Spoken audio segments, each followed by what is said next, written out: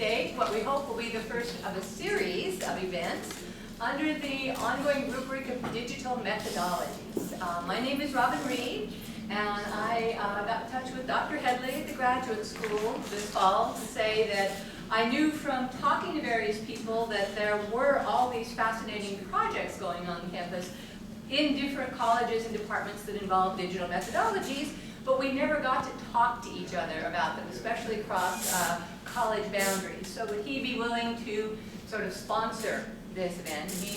And Natalie said, of course. So our first presenter in the series is Dr. Shannon Carter from Literature and Languages. She is an associate professor here, and her primary teaching and research activities are writing, academic, civic, community, and multimedia, undergraduate research, and increasingly research methodologies and the digital humanities.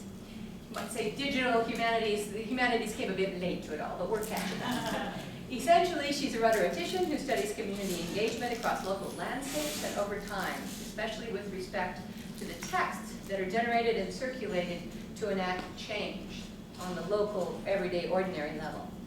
She has published on various aspects of text use and production among local publics, from inmates to evangelicals, from campus administrators to at-risk writers. Her first book, The Way Literacy Lives, published by the State University of New York Press in 2008, brings these themes together to argue for more systematic attention to literacy experiences beyond the university. In 2007, based on this approach and attention to new media's roles in our increasingly complex literate lives, she began to work with colleagues to establish the Converging Literacy Center, CLiC, which is a research center designed to study the literate lives of local citizens and students. And you can come see the CLiC office in our Hall of Languages anytime you like. In addition to her work in the digital humanities, she is currently at work on a book-length project about citizen discourse in the decades immediately following racial integration in southern university towns, that is, Commerce.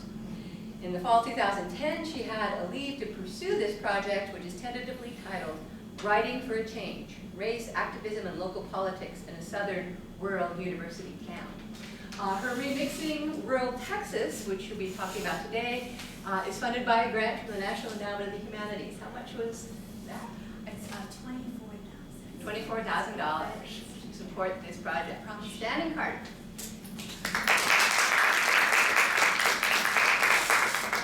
Thank you guys so much. I'm so glad you're here. I'm also going to set my timer here to make sure we're not here all day. Let's see. So we start. Okay. So I'm really happy to be able to introduce this project to you, and I'm really glad to see several people who are involved with the project here. This is very much an interdisciplinary project. It needs to be. The last time I talked about this was actually less than a month ago in Washington, D.C. at the NEH offices in Washington, D.C. For that, I had 2 minutes, so I'm glad to have a little bit more.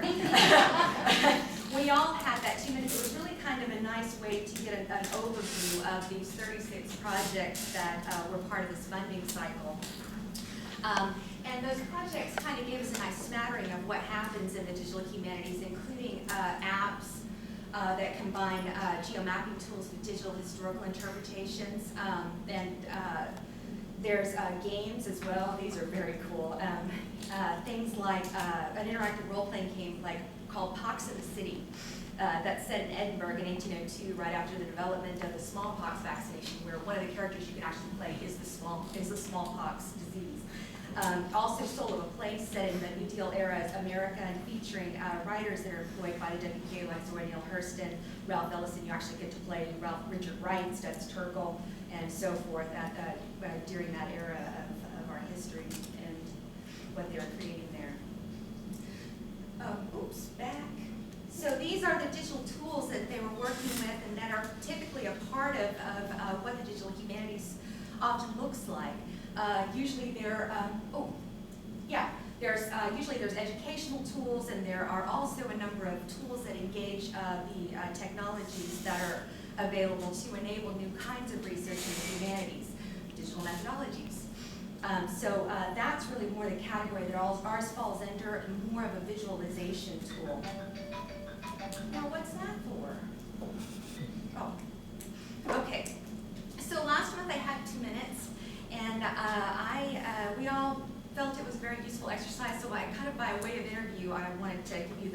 the quick version. And because I have a little time to elaborate, I'm going to go 1.5 minutes. That's what we're going to go with. I don't know if it's going to make any sense, but we're hitting it. All right, so, and they called it the lightning round. It was a lot of fun. They had a triangle and everything. So, all right, here we go. So I'm Shannon Carter. This project is Remixing Rural Texas. It's a project that addresses a problem that's common in humanities scholarship that's reliant upon local archives. That problem is access, both physical and conceptual. So our project includes actually 2 components, the first of which is pictured above. It's going to entail basically a handful of 5 to 10 minute videos that are remixed almost entirely from existing archival materials. Typically linear, however, that remix may further complicate access, specifically conceptual access to the source text and the many layered rhetorical and cultural contexts that are involved in any use of text. So that's how that second layer comes in. This layer of the prototype that makes transparent the original source context and relevant information layers concerning the geographical, and you can see, I don't know how to use a pointer, the geographical, so there'll be an interactive map, and the timeline, the temporal, and all these fields populate as the video plays. It's very cool to see. You'll see that today. Primary goal of this is to enable responsible and transparent citation practices as a way of promoting sustainable and rigorous study of the humanities content, where place and time are crucial to the interpretation. So we hope it'll lay the groundwork for more participatory elements. And I think I did it. Now I'm going to go on for about another half an hour, but this will give us some details here. Let's try it again.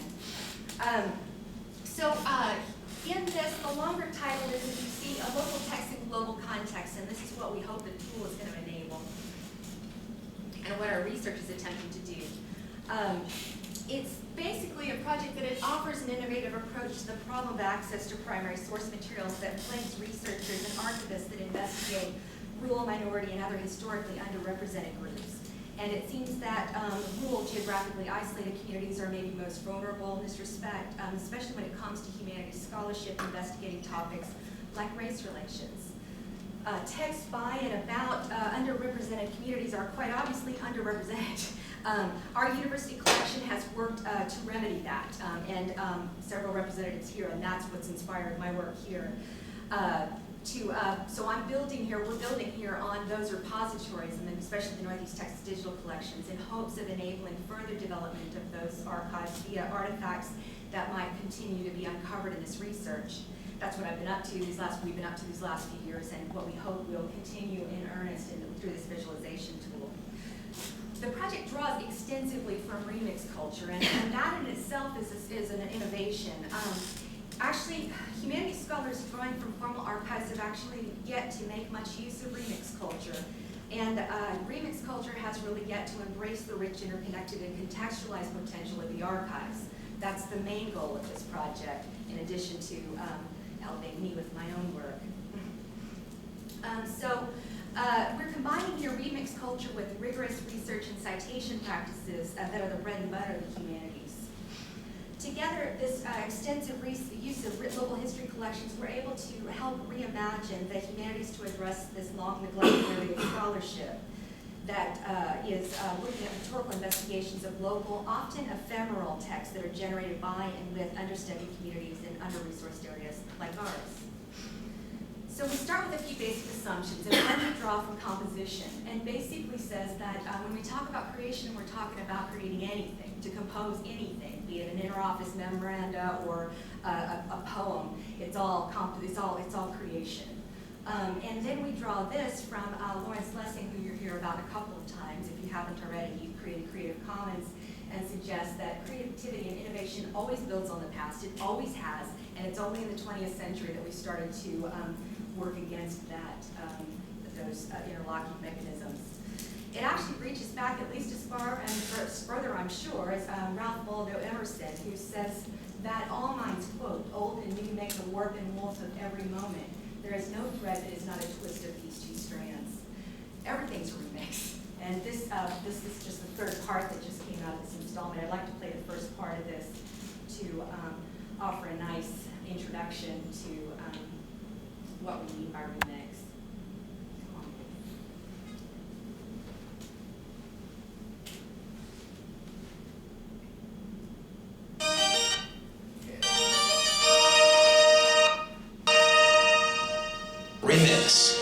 combine or edit existing materials to produce something new. The term remix originally applied to music. It rose to prominence late last century during the heyday of hip-hop, the first popular music form to incorporate sampling from existing recordings. I already have this buffered. Let me try it that way. I'm sorry, guys. Let's see. Oh, okay.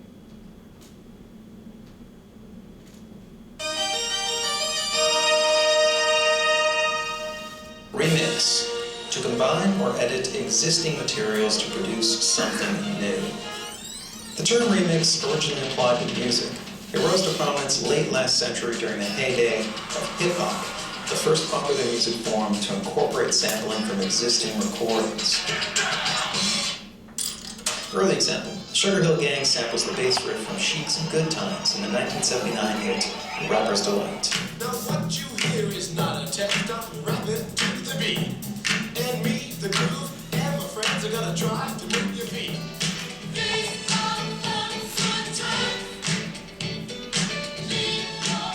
Since then, that same bass line has been sampled dozens of times.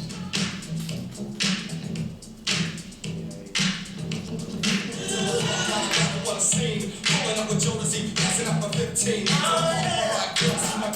Good life, no strife, relax, and I'm about to sun trade. So ven con el teléfono, ponme un número de one doing that, get it right,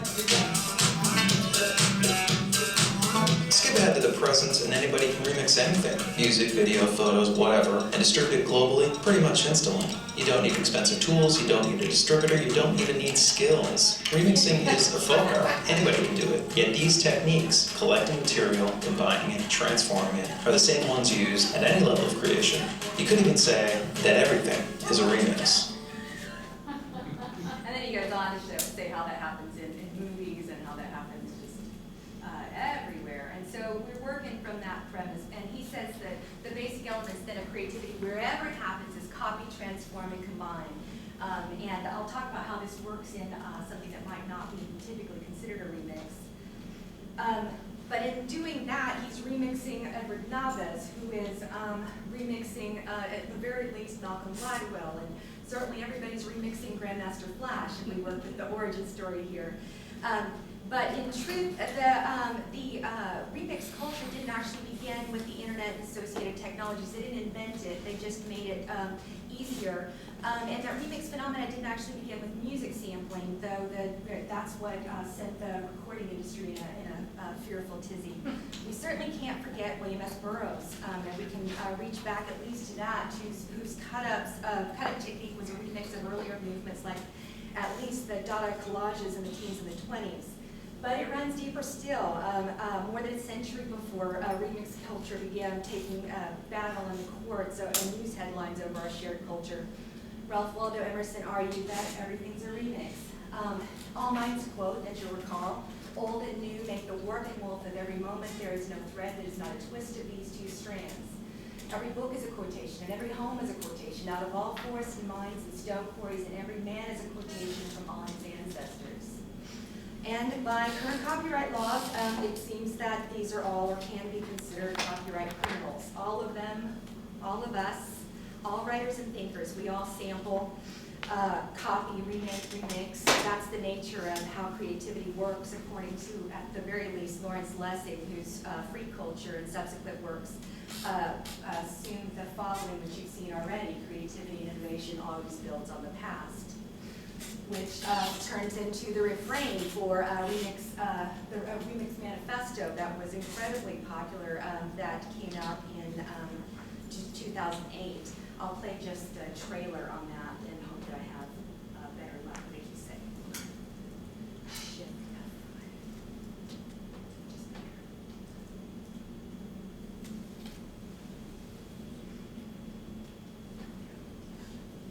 F5. Create a mashup, a fun and adventurous to make something fresh out of something stale.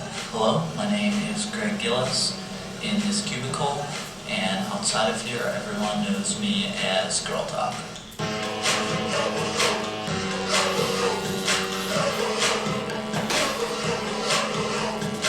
corporations are completely taking over our culture and telling us that we can only consume it. And we're saying no. We're saying we want to actually create with it, respond to it, take it, mutilate it, cut it up. I'm afraid he may land in jail or get sued, or we know what he does. Supposedly it's a copyright infringement. Part of what we're trying to do here is make people understand that what they're doing is illegal. You can get 5 years in jail and $250,000 fines for every single song you sing. Tracking out a mission to stop piracy. That's coming in. This is Remix. This is not piracy. They can take up to 25% of my wages to try and pay back $222,000. Lawsuits against 10-year-olds, against stroke victims, against dead people. You can't put locks on your citizens. Disney lawyers have taken aim at this Florida daycare center, saying it has no right to use Disney characters on its wall. Basically, we have a mouse disease. Artists inflicted with this impulse to draw your stupid mouse. I think that what's happening with copyright is the same thing that happened with masturbation, that people are starting to admit to each other you know how to do it too. Everyone's just going to keep getting more and more extreme with protecting ideas. I think eventually everyone's going to realize that it's beneficial to share ideas. Vou compartilhar mesmo é a própria natureza da criação. There's no way to kill this technology. We can only criminalize its use. If this is a crime, then we have a whole generation of criminals. All this stuff makes me want to download a movie.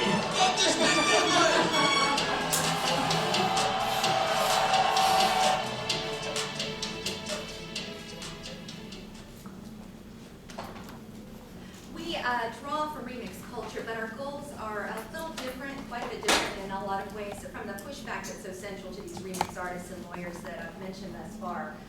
Certainly they help us by laying some of the groundwork for these concepts, but we're in a little different climate with this. We're producing and interpreting as humanities content and the digital tools, developing digital tools that enable the study and teaching of humanities content. That original context is a fundamental concern for us. Capturing something about that is what the archivists do. They capture this original context for us and make it available for future researchers. Our project intends to harness that, and so that's why we see the archivist as such a fundamental part of this. In this project, place matters, time matters. The humans who generated the original content are part of the story, as are the places themselves. We're recontextualizing artifacts originally scattered across the region to tell a story that occurs in a particular place at particular moments in time, though within this global context, right? If the humanities are the stories, ideas, and language that we use to make sense of our lives and the world we share, this project is certainly enriching humanities content. As of the local text that takes center stage within this the broader rhetorical and cultural context in which they are generated and circulated. Local texts like the address by President James G.G. announcing to all faculty and staff in 1964 that East Texas State would desegregate that fall, the last of two remaining public universities in the state to do so, the other being Sam Houston State, with which G was also affiliated before here.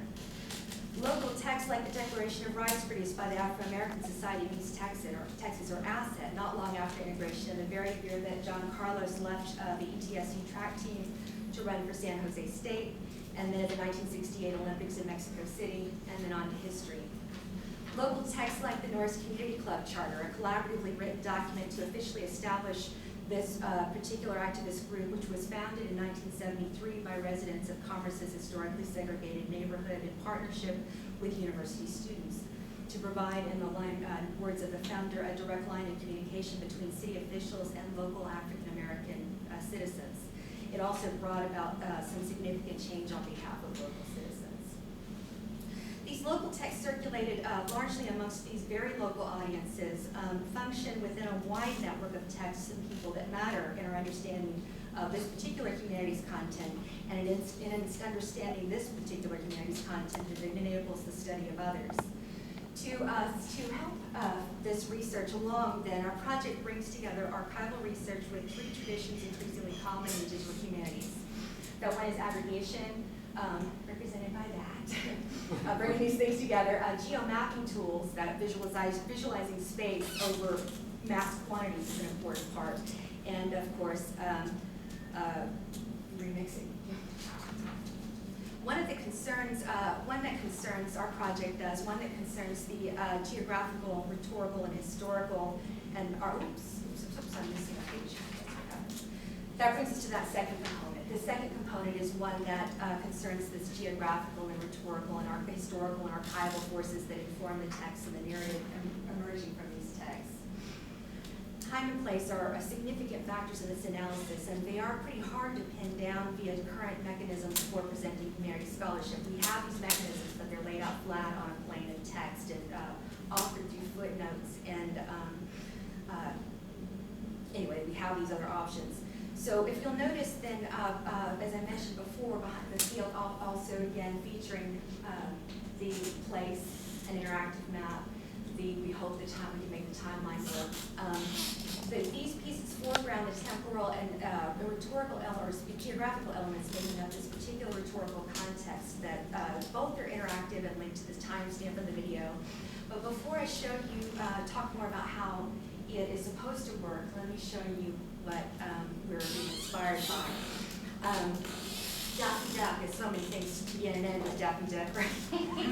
Not long before this particular grant application was due, the wonderfully generous Remix community yielded this beauty.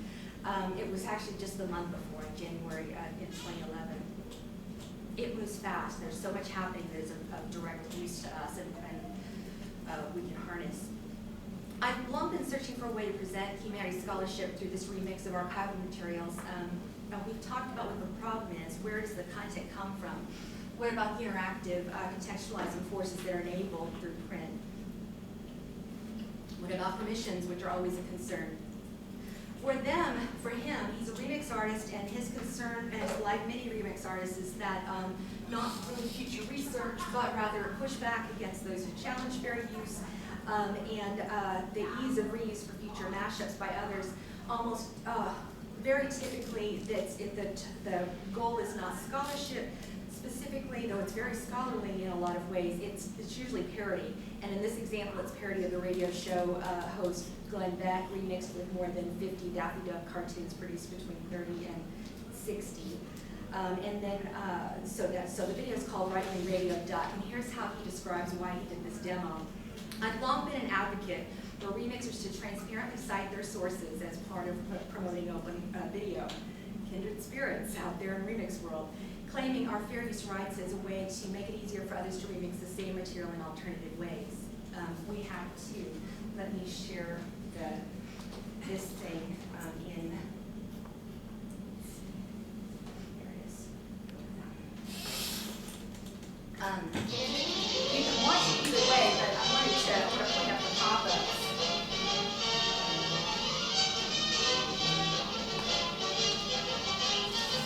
For him, he wants people to be able to remix the video source, and he wants to point out that, so we've got a bunch of pieces coming together.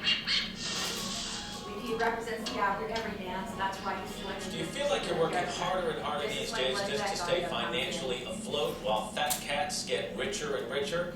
It's not just a feeling, and you're not alone. The income gap between rich and poor in America is at an 80-year high. That's the largest differential since the period immediately preceding the Great Depression. The haves are getting more, while the have-nots are getting less. Meanwhile, government isn't helping decades of rising inequality. All of these links, it's a lot of fun. You've got all of these links linked into, in this case, many newspaper articles that can further nuance the context in which they're working. So, thank you, Remix Culture. What we're working with here is on our own project, definitely inspired by Macintosh's demo of this HTML5 video that utilizes this open source popcorn framework that helps to integrate web content into the video. In this particular prototype, what you see is the playback screen. It can be viewed with or without the tool, but the tool adds that relevant dynamic content to the experience. Our goal, as I said, is humanities scholarship and education, not parody, but that's fun too. The general principles are infinitely applicable, and I hope you agree. I think we agree that's the case. Like the demo that I just showed you, our video remix is linked to dynamic content, including interactive layers concerning the original source content. And then if this were one of the remixes we would be working on, and one of them is to use integration speech, for example, what might appear here could be audio that is maybe from his oral history in 1980. The video in this example is from Internet Archives and shows something about the larger context in which these education or integration took place elsewhere.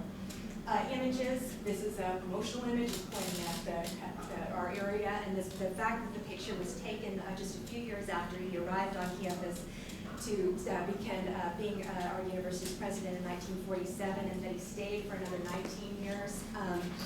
And that a lot of changes took place, that becomes kind of important part of the story as well. Let's see. The fourth field then offers an additional context, which might include the stuff that we're talking about here, but might also situate it within this broader landscape. And then the timeline then can help reveal local events across this broader historical context. And the map, and because it's interactive, we can kind of see where this town situates in this broader notion.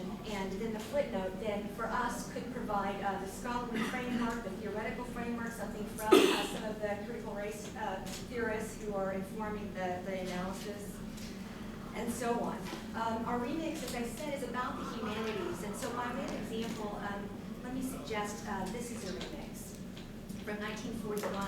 Richard Wright's photo essay, 12 Million Black Voices. This one. It isn't recognized as a remix, but I would like to argue that it is, and in many ways analogous to what we're trying to do here. So